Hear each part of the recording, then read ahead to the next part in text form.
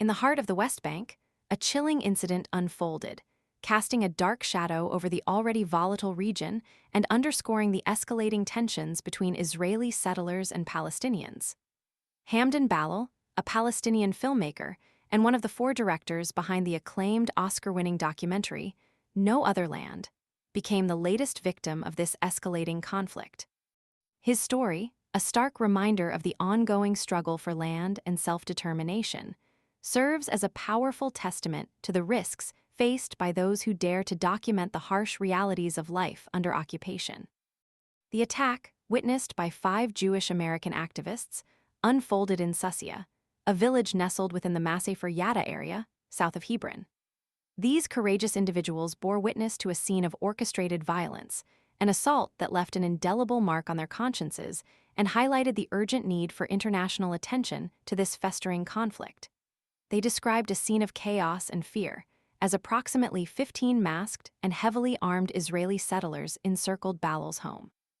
The settlers, their faces obscured, launched a brutal assault, their actions a stark violation of basic human rights and a blatant disregard for international law. The details remain harrowing, a testament to the brutality inflicted upon Ballal and the palpable sense of fear that gripped the witnesses. This act of aggression was not an isolated incident. It represents a pattern of violence perpetrated against Palestinians living in the occupied territories. This attack on Ballal echoes a similar incident involving another director of No Other Land, Basil Adra, who was subjected to a similar, terrifying ordeal last February. The parallels between these two attacks are striking, suggesting a coordinated and systematic campaign of intimidation and violence against those who dare to expose the truth. The sheer audacity of these attacks speaks volumes about the prevailing climate of impunity that allows such acts to occur with seemingly little consequence.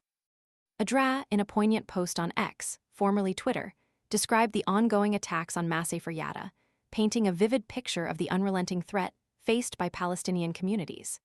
His words, brimming with a raw emotion, served as a chilling premonition to the attack on Ballal. The stark reality is that these attacks are not isolated incidents.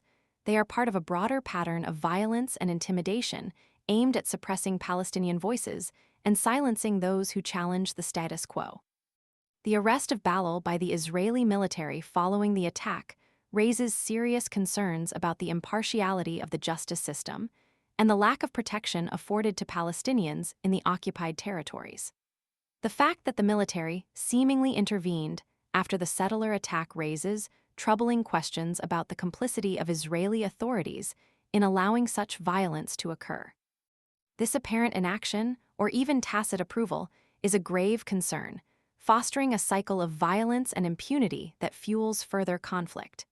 The international community cannot afford to remain silent in the face of such blatant human rights violations.